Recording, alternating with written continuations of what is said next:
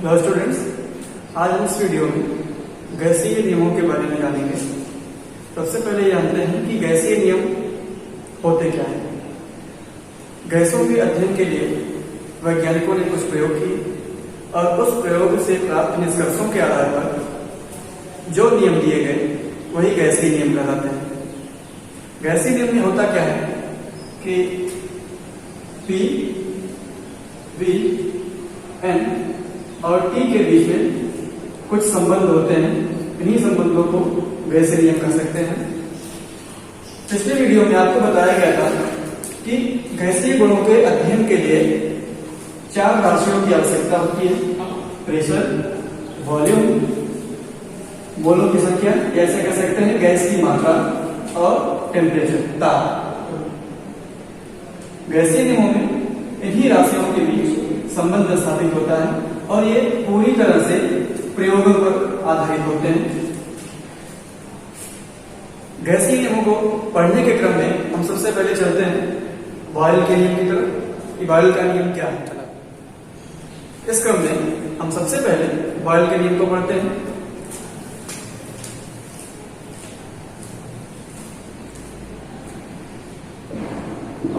Boyle's law, boil का नियम, इसके जो प्रतिपादक हैं वो रॉबर्ट बॉयल थे। रॉबर्ट बॉयल 1662 ईस्वी में इसका प्रतिपादन किया गया था। बॉयल के नियम का कथन क्या है कि स्थिर ताप पर किसी गैस की निश्चित मात्रा, किसी गैस की निश्चित मात्रा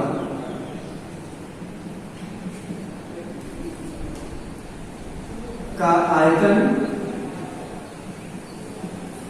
V, आयतन को V से नोट करते हैं, उसके इसके गैस के दाब, और दाब को किसको डिनोट करते हैं? P से, के व्युत्क्रमानुपाती होता है। ठीक है। स्थिर ताप पर किसी गैस की निश्चित मात्रा का आयतन उसके दाब के व्युत्क्रमानुपाती होता है। गणितीय रूप में लिखें तो V is inversely proportional to P, N और T क्या है? कांस्टेंट है, नियतांक है। स्टेटमेंट में मेंशन है कि ताप कैसा है? स्थिर है, अर्थात नियतांक है, और किसी गैस की निश्चित मात्रा, निश्चित मात्रा मतलब मोलों की संख्या या मोल, वो भी क्या है? कांस्टेंट। तो उस गैस का आयतन उसके दाब के व्युत्क्रमानुपाती होता है। क्या होता है? व्युत्क्रमानुपाती। व्युत्क्रमानुपाती का अर्थ यह है कि यदि आयतन को बढ़ाया जाए तो दाब घटेगा, आयतन को घटाया जाए तो दाब बढ़ेगा, या हम ऐसा भी कह सकते हैं कि दाब बढ़ाने पर गैस का आयतन घटेगा और दाब घटाने पर गैस का आयतन बढ़ेगा। लेकिन कब? जब गैस के मोलों की संख्या और ताप को स्थिर कर दिया जाएगा, नियत कर दिया जाएगा। जब हम यह प्रोपोर्शनल का निशान हटाते हैं तो वहां पे एक नियतांक लगता है। तो हम लिख सकते हैं V इक्वल्स टू K, जहां पे K कांस्टेंट है, अपान P, या इसी बात को कह सकते हैं कि P इंटू V बराबर कांस्टेंट। यही बात ऐसे भी कही सकती है कि किसी गैस की निश्चित मात्रा का आयतन और दाब का गुणनफल नियतांक होता है, जबकि गैस की मात्रा भी निश्चित होनी चाहिए। अर्थात स्थिर ताप पर किसी गैस की निश्चित मात्रा का आयतन और उसके दाब का गुणनफल सदैव नियत रहता है। यह बात हम कह सकते हैं। अगर अलग अलग कंडीशन में देखा जाए, अलग अलग ताप अलग अलग दाब और आयतन का गुणनफल किया जाए तो हमेशा वह नियत होता है P1 V1 बराबर P2 V2 बराबर कांस्टेंट होता है। इसी तरह से हम अगर दाब को परिवर्तित करते जाएं तो उसी अनुसार उसी के हिसाब से आयतन भी परिवर्तित हो जाएगा। दाब बढ़ जाएगा तो जिस अनुपात में दाब बढ़ेगा उसी अनुपात में आयतन घट जाएगा। यहां से हम यह बात भी कर सकते हैं कि अगर हम लॉग ले लेते हैं तो कह सकते हैं कि log P plus log V equals to constant.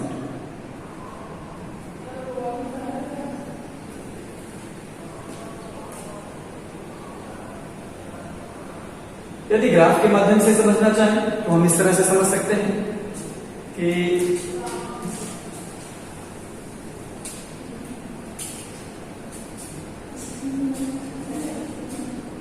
V को x एक्सिस पर रखा जाए और P को y एक्सिस पर रखा जाए तो इस तरह से एक ग्राफ बनता है। ये मान लिया जाए कंडीशन है जिसमें मोलों की संख्या n1 है और ताप T1 है।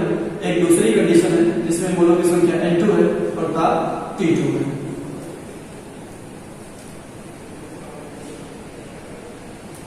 यहां पे देख रहे हैं कि जब आयतन का मान ज्यादा कर दिया जाता है तो दाब का मान कम है और जैसे जैसे आयतन का मान घटता जाता है वैसे वैसे दाब का मान बढ़ता जाता है।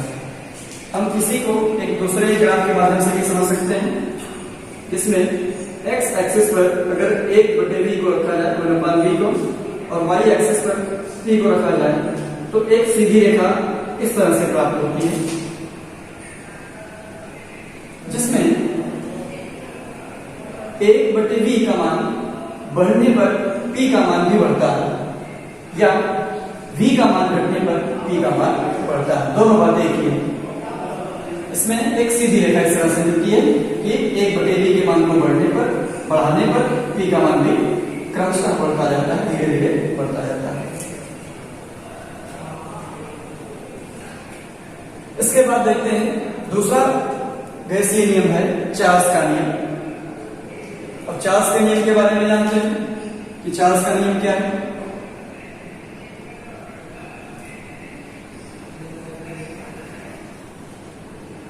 चार्ल्स लॉ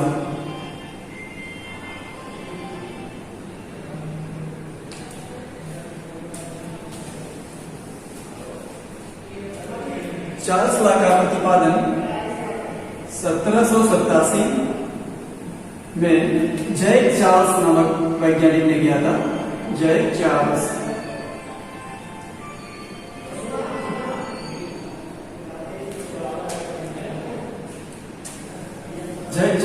नामक वैज्ञानिक ने चार्ल्स नियम का प्रतिपादन किया था। उन्हीं के नाम पर रखा गया है चार्ल्स का नियम।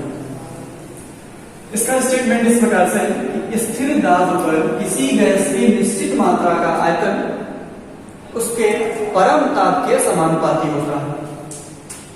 इसको लिख लेते हैं। स्थिर दाब पर किसी गैस की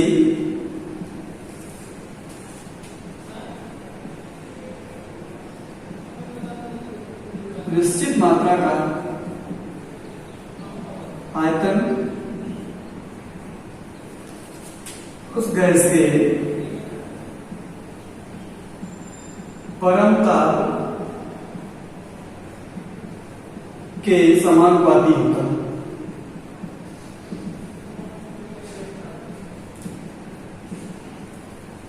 ठीक, स्थिर दाब पर किसी गैस की निश्चित मात्रा का आयतन उसके परम ताप के समानुपाती होता है। परम ताप जो होता है वह केल्विन पैमाने पर लिखा जाता है। अगर केल्विन पैमाने का ताप जो हो उसे परम ताप या एब्सोल्यूट टेम्परेचर कहते हैं।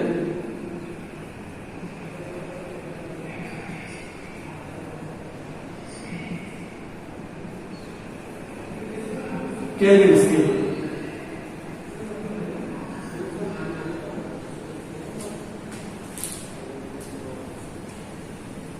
गणितीय रूप देखते हैं तो V is directly proportional to T, और यहां पे ब्रैकेट में लिख दिया जाए N P। कांस्टेंट लिख सकते हैं, लेकिन एक लिखने का ये तरीका है कि अगर ब्रैकेट में इस तरह से N और P को लिख दिया जाता है, इसका मतलब है N और P नियत है, कांस्टेंट है।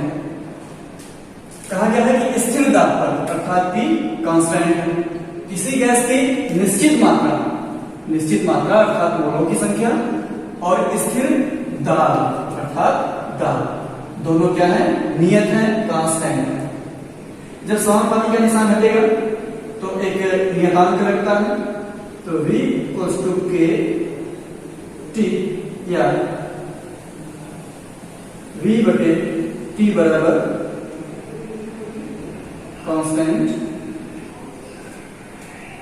इसका मतलब यह है कि यदि आयतन को बढ़ाया जाए तो ताप भी बढ़ेगा, या आयतन को घटाया जाए तो ताप भी घटेगा। या दूसरे तरीके से कर सकते हैं कि ताप बढ़ाने पर गैस का आयतन बढ़ेगा या ताप घटाने पर गैस का आयतन घटेगा, जब मोलों की संख्या और गैस का दाब नियत हो, उस दशा में।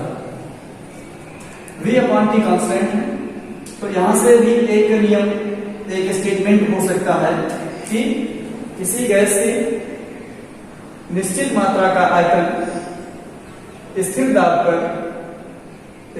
पर किसी गैस की निश्चित मात्रा का आयतन और उसके परम ताप का अनुपात सदैव नियतांक होता है। तो यह भी कह सकते हैं कि V1 अपॉन T1 बराबर V2 अपॉन T2 बराबर कांस्टेंट।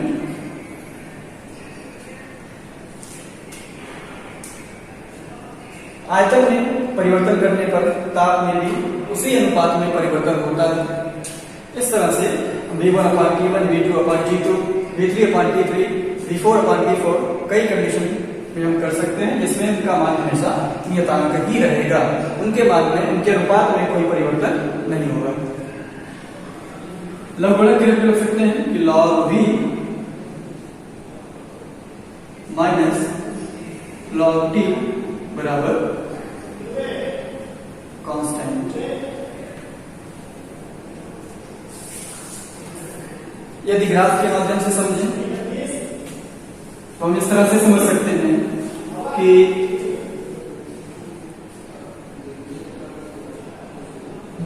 यदि ताप को x एक्सिस पर रखते हैं और आयतन को y एक्सिस पर रखते हैं, तो ताप के बढ़ने पर आयतन भी बढ़ेगा।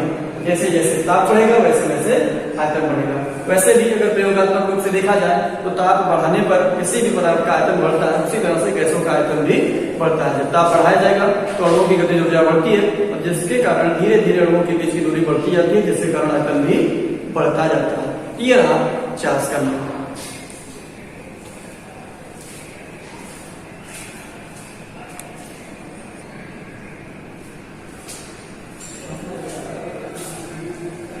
आइए एक न्यूमेरिकल प्रश्न देखते हैं। प्रश्न में कहा गया है कि 500 ml किसी गैस का दाब 10% बढ़ाया जाता है तो इसका अंतिम आयतन क्या होगा। माना ताप स्थिर, तो स्थिर ताप है और गैस का दाब कह रहा है कि 10% बढ़ाया जाता है, तो आयतन है, अर्थात दाब और आयतन में संबंध पूछ रहा है। दाब और आयतन में संबंध पूछ रहा है। आपको याद होगा बॉयल का नियम, स्थिर ताप पर किसी गैस की निश्चित मात्रा का आयतन उसके दाब के व्युत क्रमानुपाती होता है। वहीं से हम देखते हैं, वहां से एक फार्मूला आया था PV इक्वल्स टू कांस्टेंट, या उसी बात को लिख सकते हैं P1 V1 बराबर P2 V2 बराबर V3 बराबर नियतांक। तो हम मान लेते हैं कि P1 बराबर है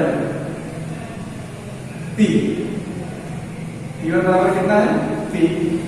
कह रहा है कि दाब 10% बढ़ाया जाता है, तो P2 बराबर पहले कितना था P का 10% बढ़ाया जाता है, तो P प्लस P गुणे 10/100 अर्थात 10% पी का।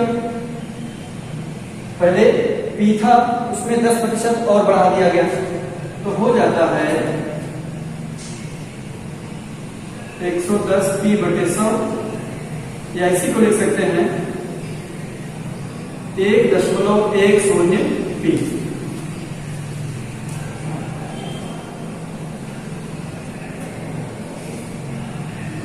V1 दिया गया है प्रश्न में 500 ml और आपको V2 निकालना है।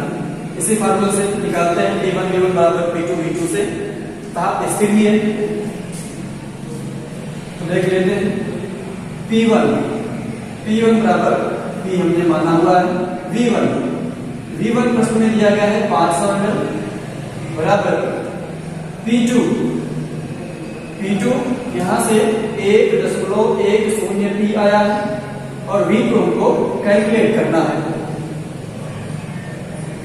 P और P कैंसिल हो जाएगा तो V2 इक्वल्स टू 500 बटे 1.10। इसको हल करते हैं तो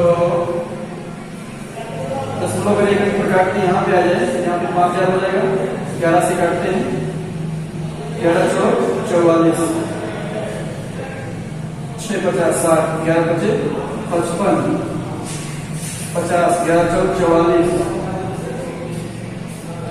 454.5 ml इतना उत्तर आएगा 454.5 ml।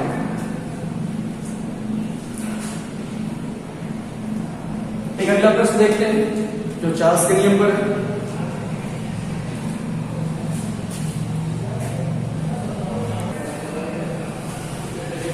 यह एक दूसरा प्रश्न है।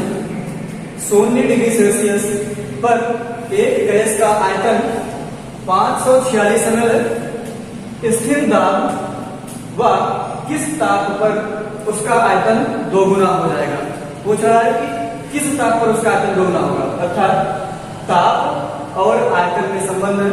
आपको चार्ल्स का नियम मालूम होगा, याद होगा कि स्थिर दाब पर किसी गैस की निश्चित मात्रा का आयतन उसके परम ताप के समानुपाती होता है। वहां से हम देखते हैं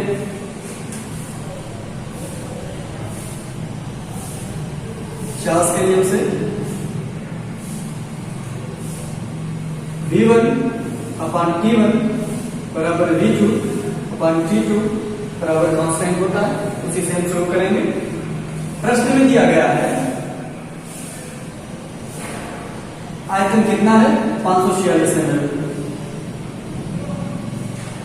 कह रहा है कि उसका आयतन कितना हो जाएगा, दूसरी कंडीशन में कितना है 2 गुना, अर्थात V2 बराबर 2 गुना इसका 546 का 2 गुणे 546 ml। दूसरा वेरिएबल है टेम्परेचर। T1 में कहा गया है 0 डिग्री सेल्सियस, लेकिन आपको याद होगा कि चार्ल्स का नियम में परम ताप की बात की जाएगी। परम ताप अर्थात केल्विन पैमाने पर। डिग्री सेल्सियस से केल्विन में बदलने के लिए 273 जोड़ना पड़ेगा तो आ जाएगा 0 डिग्री सेल्सियस प्लस 273 बराबर 273 केल्विन। और हमें क्या निकालना है T2। पूछा गया है किस ताप, यहीं से शुरू करते हैं। V1 अर्थात 546 ml बटे T1 273 केल्विन बराबर V2 2 गुणे 546 ml बटे T2। 546 से 546 कैंसिल आउट होगा। T2 बराबर होगा 2 गुणे 273 केल्विन। ये केल्विन में आएगा 273 केल्विन गुणे 2 मतलब 546 केल्विन। चाहे तो इसको डिग्री सेल्सियस में बदल सकते हैं क्योंकि प्रश्न में यहाँ पे था डिग्री सेल्सियस में दिया गया था। तो यह हो जाएगा T बराबर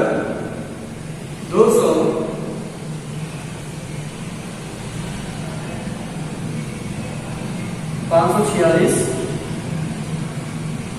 माइनस 273 बराबर 6 से 3 गया 3, 14 से 7 गया 7, 40 से 2 गया 2, 273 डिग्री सेल्सियस।